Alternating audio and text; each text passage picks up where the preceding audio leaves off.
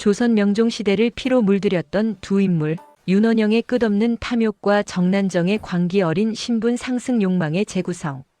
정난정의 독살 음모와 문정왕후 사후. 그들이 느꼈던 처절한 공포를 이야기해 보겠습니다. 1. 금수보다 못한 탐욕과 핏빛 야망의 대조. 윤원영은 조선의 모든 재물을 손에 넣으려 했던 물질적 탐욕의 화신이었습니다. 그의 집 창고에는 전국의 진상품이 임금에게 가기도 전에 먼저 쌓였고 그가 소유한 토지는 경기도 전체 면적의 상당 부분을 차지할 정도였습니다. 반면 정난정은 재물보다 신분에 굶주린 인물이었습니다.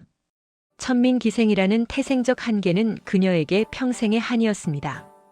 그녀는 윤원영의 권력을 이용해 정경 부인이라는 정점의 자리에 올라 자신을 멸시하던 사대부 여인들 위에 군림하고자 했습니다. 윤원영이 금을 쌓았다면 정난정은 그 금으로 자신의 천한 출신을 덮으려 했던 것입니다. 서늘한 은그릇 속에 담긴 죽음 김씨 부인 독살 사건. 정난정이 정식 부인이 되기 위해 넘어야 할 마지막 산은 윤원영의 조강지처인 김씨 부인이었습니다. 야사에 기록된 독살 과정은 매우 치밀하고 서늘합니다. 정난정은 김씨 부인의 시녀들을 뇌물로 포섭하여 부인의 일거수일투족을 감시했습니다. 어느 날 정난정은 김씨 부인이 좋아하는 음식에 서서히 몸을 망가뜨리는 독을 섞기 시작했습니다. 야사에 따르면 정난정은 은색 그릇에 담긴 죽에 하얀 가루를 뿌리며 차가운 미소를 지었습니다. 김씨 부인은 그것이 죽음의 맛인 줄도 모른 채 한 숟가락씩 삼켰고 시간이 갈수록 안색이 흑빛으로 변하며 피를 토하기 시작했습니다. 정난정은 고통에 몸부림치는 김씨 부인의 침소 밖에서 그 비명소리를 음악처럼 즐기며 거울 속에 비친 자신의 모습을 보고 이미 정경 부인이 된 양 거드름을 피웠다고 전해집니다. 김씨 부인이 숨을 거두자마자 그녀는 기다렸다는 듯 안방 주인 자리를 차지했습니다. 3. 문정왕후의 승하와 무너진 유리성. 1565년 그들의 절대적 방패였던 문정왕후가 세상을 떠났습니다. 장례식장의 곡소리는 윤원영과 정난정에게는 저승사자의 부름처럼 들렸습니다. 대비의 관이 나가는 순간 그들이 쌓아올린 화려한 권력의 유리성은 산산조각이 났습니다. 명종은 어머니의 억압에서 벗어나자마자 외삼촌인 윤원영의 관직을 박탈하고 도성 밖으로 쫓아냈습니다. 이제 그들을 지켜줄 이는 아무도 없었습니다. 한때 천하를 호령하던 두 사람은 이제 길거리의 개만도 못한 처지로 전락했습니다. 4. 심리적 공포의 지옥 헛것을 보는 요부. 유배지로 도망친 두 사람을 기다린 것은 육체적 고통보다 더 끔찍한 심리적 공포였습니다. 특히 정난정의 공포는 실성한 수준에 가까웠습니다. 그녀는 밤마다 자신이 죽인 김씨 부인의 원혼이 나타나 목을 죄는 환각에 시달렸습니다. 바람에 흔들리는 나뭇잎 소리만 들어도 금부도사가 자신을 잡으러 온 줄 알고 방구석에 처박혀 몸을 떨었습니다. 거울 속에 자기 얼굴이 괴물처럼 변해 보였고 밥상에 차려진 음식들이 모두 피로 변하는 환영을 보았습니다. 윤원영 역시 마찬가지였습니다. 문 밖에서 백성들이 자신의 이름을 저주하며 외치는 소리가 들릴 때마다 심장이 조여드는 통증을 느꼈습니다.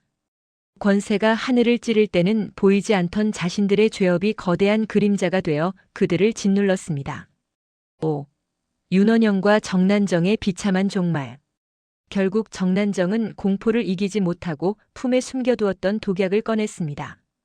금부도사가 왔다. 라는 환청을 듣고는 미친 듯이 웃으며 독약을 마시고 피를 토하며 쓰러졌습니다. 뒤늦게 이를 발견한 윤원영 역시 삶의 의지를 잃고 그녀의 시신 옆에서 스스로 목숨을 끊었습니다. 조선을 뒤흔들던 탐욕과 욕망의 끝은 이름 없는 유배지의 차가운 바닥이었습니다. 이들의 죽음 소식을 들은 한양의 백성들은 거리로 쏟아져 나와 풍악을 울리며 기뻐했고 정난정의 시신은 분노한 민중들에 의해 훼손될 정도로 그 원한이 깊었습니다. 역사적 시사점. 윤원영과 정난정의 파멸은 단순한 개인의 죽음이 아니라 비정상적인 외척 정치가 종말을 고하고 살인의 시대가 열리는 신호탄이었습니다. 6. 자식들에게 대물림된 저주와 수모. 정난정은 자신의 자식들을 양반으로 만들기 위해 문정왕후를 설득해 서울 금고법 즉 서자의 관직 진출 제한을 완화하는 파격적인 혜택을 받아냈었습니다. 하지만 그녀가 죽자마자 이 모든 특권은 분노로 변했습니다. 야사에 따르면 정난정의 아들과 딸들은 한순간에 노비보다 못한 처지로 추락했습니다. 길거리에 나설 때마다 백성들은 그들에게 오물을 던지며 내 어미가 먹인 피와 눈물을 뱉어내라고 조롱했습니다. 결국 정난정의 자식들은 이름을 숨긴 채 뿔뿔이 흩어져 평생을 숨어 살거나 노비로 전락하여 그들이 누렸던 화려한 권세의 대가를 뼈저리게 치러야 했습니다. 7. 윤원영 일가가 숨겨둔 금송아지와 보물의 행방. 윤원영이 생전에 축적한 재산은 국가 예산과 맞먹을 정도였다고 합니다. 그가 유배지로 떠나기 전 전국의 산과 들에 보물을 숨겨두었다는 야사가 오랫동안 전해 내려왔습니다.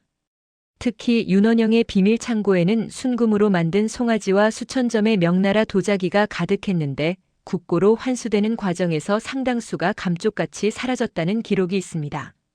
이를 두고 사람들은 윤원영의 충복들이 후일의 복수를 위해 땅속 깊이 묻었다거나 정난정의 홀령이 보물을 지키고 있어 아무도 손을 대지 못한다는 괴담을 속삭였습니다. 실제로 명종시대 이후 오랫동안 보물 사냥꾼들이 그 흔적을 찾아 산천을 헤맸다는 흥미로운 기록도 존재합니다. 8. 마무리.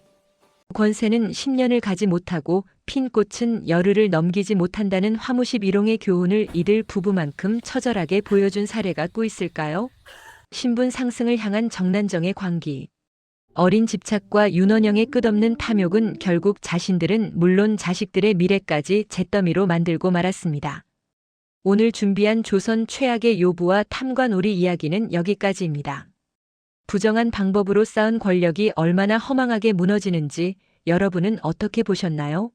다음 시간에도 역사의 이면에 숨겨진 더 놀랍고 소름 돋는 이야기로 돌아오겠습니다.